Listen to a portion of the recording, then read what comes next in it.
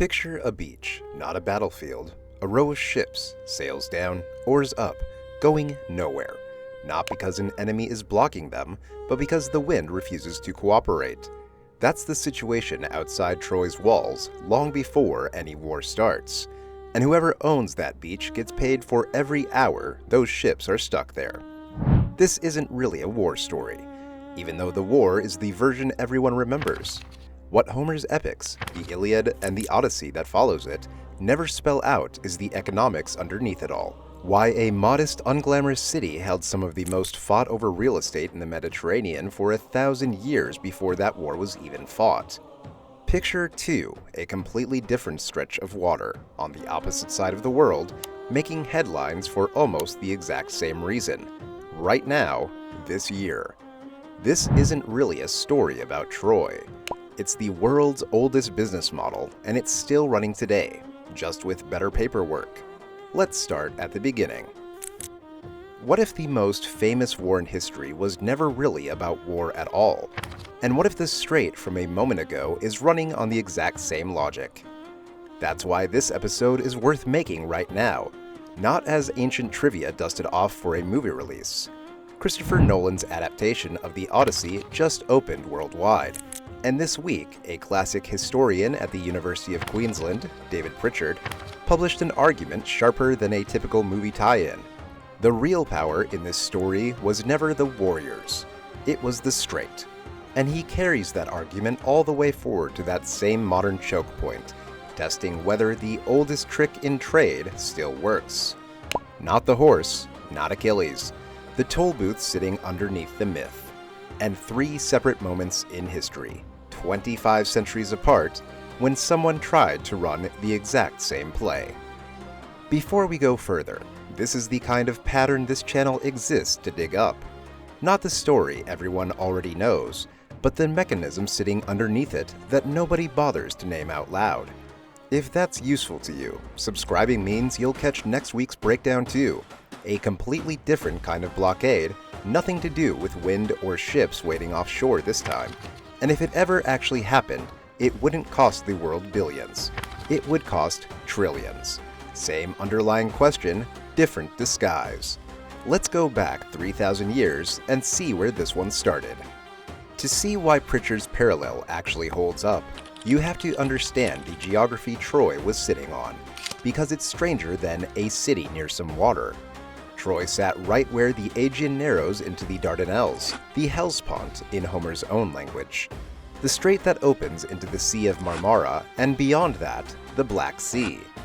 That water doesn't behave like open sea. A strong surface current runs constantly out of the Black Sea against any ship trying to sail north. And for much of the sailing season, the prevailing wind blows the same direction, straight into a ship's face. Ancient vessels, powered by sail and oar, often couldn't fight both at once. So they waited, sometimes for days, sometimes, historians studying the site believe, for the better part of a month. Anchored in sight of Troy's walls, burning through supplies while they waited for the weather to turn. Picture one of those captains, hold full of copper and wine, becalmed for the 11th straight day, watching small boats row out from Troy to sell him water, bread, anything he needs, at whatever price he's willing to pay, because he has nowhere else to go. The British Museum's own account of the excavations puts it plainly.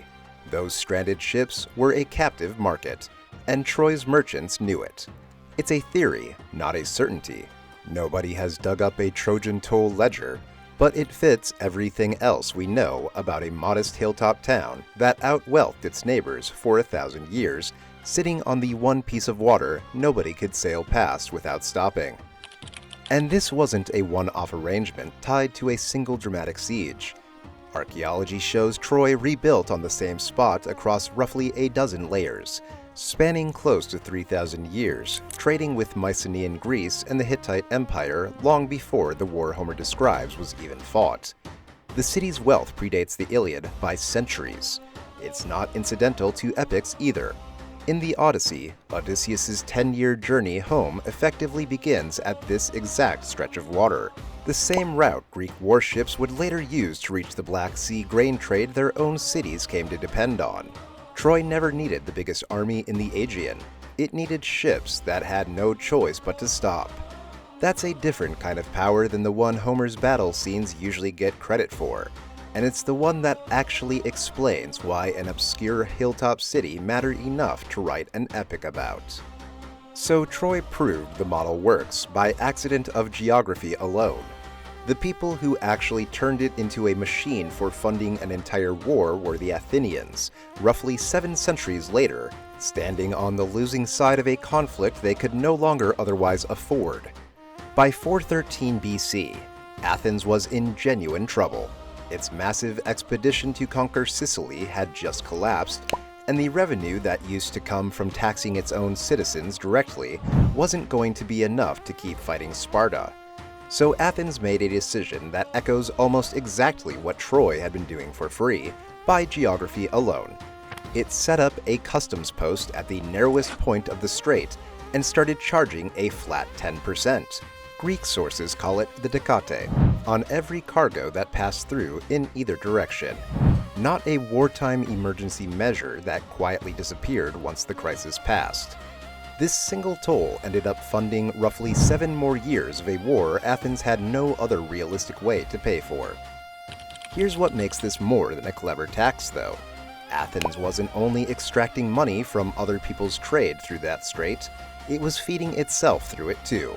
By 431 BC, close to 2/3 of the grain that kept Athens alive was arriving by that same route out of the Black Sea, which means the strait wasn't just Athens' income, it was Athens' stomach. Whoever controlled that water controlled Athens twice over, as a source of wartime cash and as a matter of literal survival. That double dependency is exactly why, when Sparta's fleet finally managed to choke off the grain route near the end of the war, Athens didn't just lose a battle, it ran out of food, and it surrendered. This strait had already proven itself worth extraordinary effort roughly 7 decades before Athens ever taxed it too. When the Persian king Xerxes wanted to invade Greece in 480 BC, he didn't sail around this choke point. He had his engineers lash hundreds of boats together in a floating bridge across it, because there was no other way to move an army that size through. 3 different powers, 7 centuries apart at the widest gap, all treating the same narrow stretch of water as something worth extraordinary effort to control. That's the ancient version of the mechanism proven twice over. The real question is whether that kind of leverage still works today without an ancient army and without ancient wind patterns holding ships hostage. The strait Troy sat on didn't disappear. It's still there, still narrow, still one of the busiest shipping lanes on Earth, and the country that inherited it never actually walked away from Troy's original idea. It just got a permit for it. Since 1936, Turkey's control over the Dardanelles and the Bosphorus has run through an international treaty, the Montreux Convention, which guarantees free passage for commercial ships in exchange for Turkish sovereignty over the waterway. Free passage, though, was never free of charge. Turkey still collects a transit fee on every ship that passes through without calling at a Turkish port, and that fee hasn't sat still. From 1983 to 2002, it was fixed at 80 cents per net ton. Since then, Turkey has raised it 3 times. As of this month, it's above $6 a ton, more than 8 times what it was 4 years ago, on some 50,000 ships a year. That's over $250 million in toll revenue collected by treaty instead of by warship. Not every modern choke point resolves that way. The Strait of Malacca, which carries roughly 1/4 of the world's seaborne trade between the Middle East and East Asia, has no single owner at all.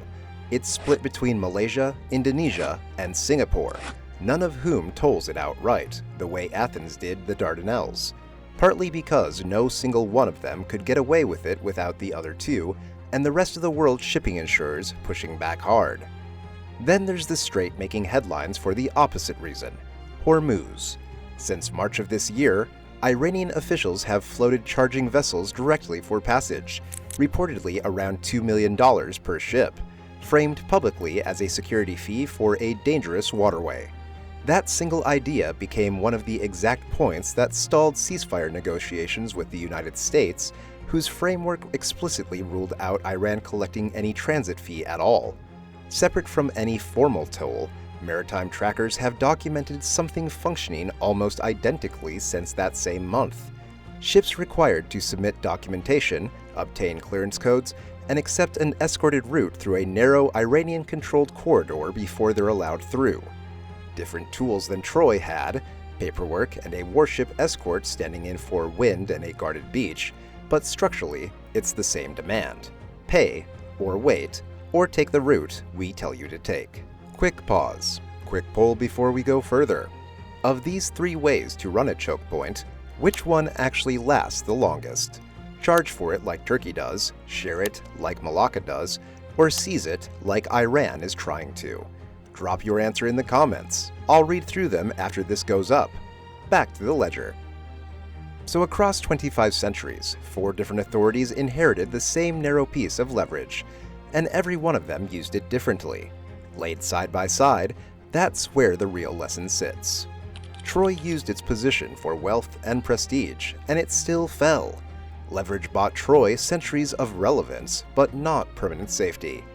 Athens turned the identical kind of choke point into direct war financing, and it worked, right up until its enemies figured out that the same strait feeding Athens war chest was also feeding Athens itself. Cut the water, and you cut both at once. Turkey looked at the same opportunity roughly 2,300 years later and didn't give up the toll at all. It just moved inside a treaty where 90 years of diplomatic precedent enforce it instead of ships and walls, and it's still going up. Iran is running the live experiment on a 4th option: coercive control without a treaty in the middle of an active conflict. And it isn't obviously working the way Troy's version once did.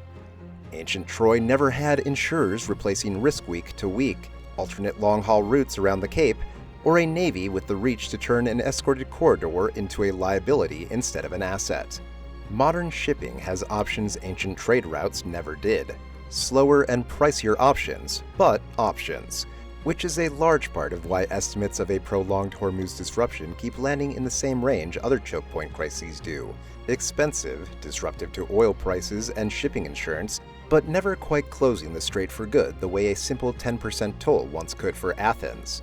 That's the real power question sitting underneath this whole story, and it's the same one this channel keeps circling back to from a completely different angle each week. A single grounded container ship at Suez in 2021 held up roughly 12% of global trade for less than a week and moved oil prices without a single shot fired. It was never really about whose army was bigger. It's about who can make ships wait, and whether the rest of the world has finally built enough workarounds that waiting isn't as costly as it used to be. So back to that beach outside Troy's walls 3,000 years before satellite tracking and reinsurance markets existed. Homer never wrote down the economics. He wrote the horse, the rage, the 10-year siege, but the leverage underneath the myth turned out to be more durable than almost anything else about the ancient world. The war ended, the city burned, and the mechanism survived every one of those endings because it was never really about Troy specifically. It was about geography that doesn't move, sitting directly in the path of trade that has no choice but to. Athens proved you could weaponize that geography for profit. Turkey proved you could trade it for permanent diplomatic standing instead. And right now, in real time, Iran is testing whether the oldest version of the trick, control the water, charge for passage, make the world negotiate with you instead of around you, still works in a century with satellites, sanctions regimes, and shipping routes that simply didn't exist for Troy or Athens. Nobody knows yet how that test ends, but the fact that it's even being tried on almost identical logic 25 centuries after Athens funded a war with the same idea, that's the real headline sitting underneath the movie release. The chips, the minerals, the straits. This channel keeps landing on the same finding. The world's most durable form of power was never the army. It's whoever controls the thing everyone else has no choice but to wait for. One more thing before you go. The video on your screen right now runs on the exact same question this channel keeps asking. Not who looks the most powerful, but who's actually holding the leverage. If that's the kind of angle you're here for, go watch it next. And subscribe so you don't miss where this series goes from here. See you next week.